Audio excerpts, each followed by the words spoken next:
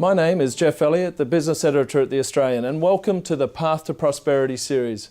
We are asking the nation's leading experts about the issues that matter and how to build a more efficient nation.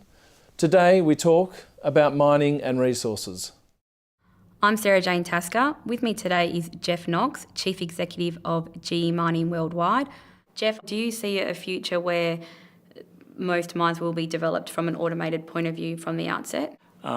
I can see that people are going to rethink that mining equation entirely and say, do we have to do it quite like that? So I think there'll be two things. Part of it is the autonomous mine is certainly something that's real. We were at one of these facilities in Chile the other day and it's a fully automated truck fleet. It's the only fully automated fleet in the world. Shovels are going automated soon. Now, there's still a vast array of people supporting that operation, so there's no reduction in the employed base. Those sorts of things, I think, say that the future is vast and wide open. I mean, one of the reasons I'm in GE Mining is I just think it's an outstanding time to be in the industry. In the next decade, there'll be more tech change than there's been in the last 30 years. And some of those will play out. And you think there is going to still be the funding for that? I mean, we've seen with the, a bit of a softening in prices and we've seen some, mines pull back production and companies really focusing on cost in that respect. Do you think they still will sideline the money for technology and will still push all of that, or do you think we'll see a lull in advancements? The biggies are all still playing in those fields because they know they're critical. I mean, we deal with them every day and they all have their niche projects that they're running, all related to how they become more efficient and effective into the future. So no, I don't see any shortcomings there. I think in actual fact they're more focused than ever because they need to be.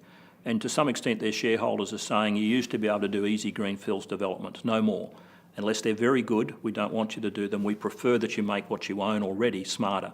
And I think hence they're putting that effort in. Yeah.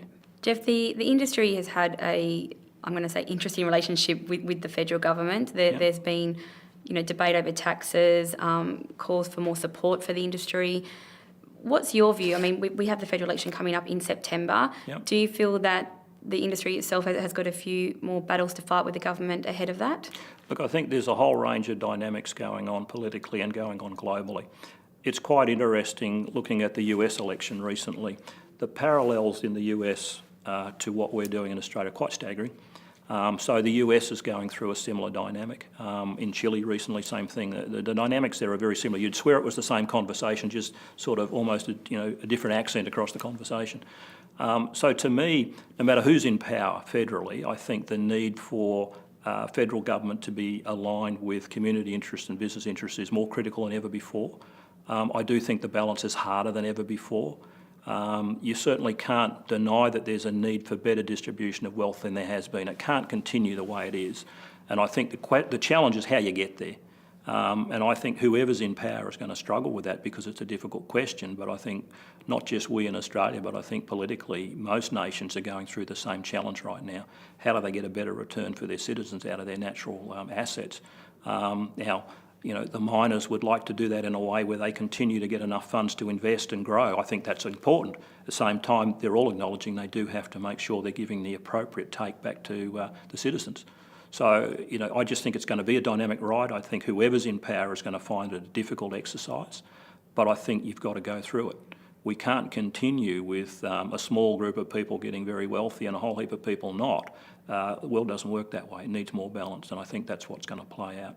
Yep. Let's see, it's going to go all over the scale, I think, as it goes through that, and we're seeing that in other nations, not just here. Yeah, and I guess another key call there from the industry has been stability in regulation and policy setting, and they feel there has been a bit of movement in that's made the long-term investments a bit more difficult to commit to. Have you seen that as well? Yeah, and once again, I think that's a global phenomenon. Investors like certainty, they don't like uncertainty, and I think there's been more uncertainty in policy, not just in Australia but elsewhere in the last period of time. There is a need for all that to settle down. Now, part of it is because the government's exploring new ground, trying to find ways to redistribute the pie. And they've had to experiment a little bit as they did that, in my view. But once again, certainty is required, and the more certain the environment, the better the investment climate. There's no question about that. Thank you. Thank you.